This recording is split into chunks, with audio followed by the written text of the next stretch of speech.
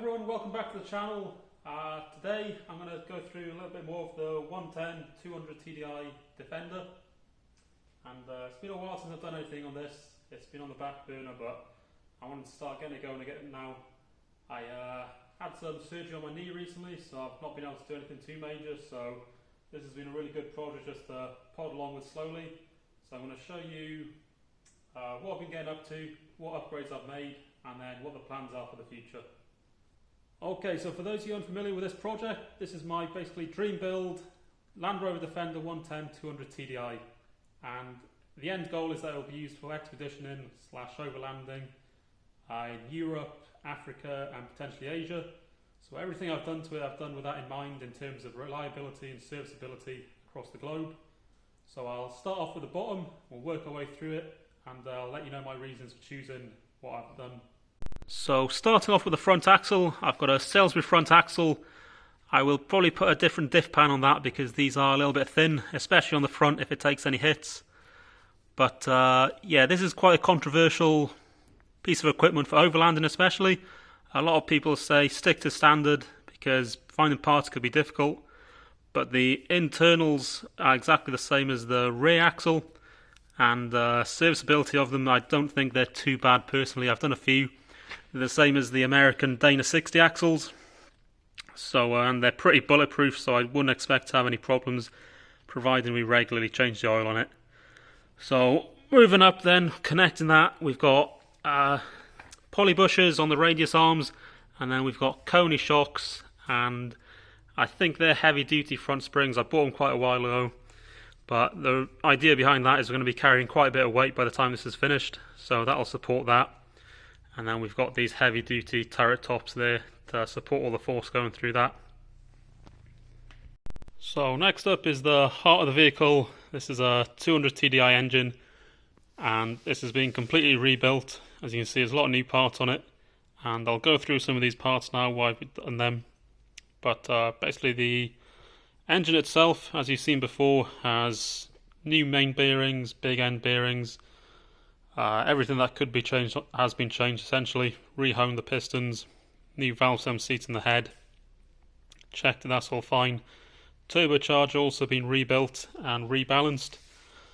And then you can see I've put this wrap on the exhaust, and that's for two reasons, or could say three. One is to keep as much heat in the exhaust before it gets to the turbocharger. That'll give more energy to the turbocharger, which should give it a performance boost.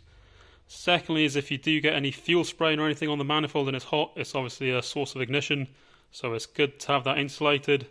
And then I guess the third one would be for aesthetics. Personally, I think it looks a lot better like that. And then going on here, I will end up wrapping this exit as well, and then there'll be a full stainless steel exhaust going on it. I've got a heat shield to go on this again, and this wrap again is more to do with fire prevention rather than anything else. So if I move on to the cooling system for this engine, I've got a twin core full aluminium radiator here. The original wasn't in great condition, and I prefer the full aluminium to having the plastic as well, so that's why we've gone with that. Silicone hoses, just for longevity plus aesthetics. And I've decided to keep the viscous fan. I know there'll be a lot of people saying, why haven't you gone for an electric fan?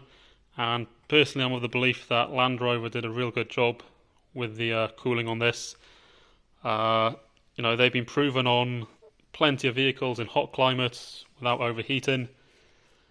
You've also got this cowling that's going to be drawing air in over the alternator, trying to keep that cool as well. This is an uprated alternator, 100 amp, as there will probably be a split charge system on it. And the only real downside that I see to having the viscous fan and the cowling is the amount of space it takes up, but it's not a big job to take it off should you need it for maintenance. And I think personal preference is a lot better than the electric fan kits you get. I think they're a bit of a gimmick, to be honest. But anyway, we'll say no more about that.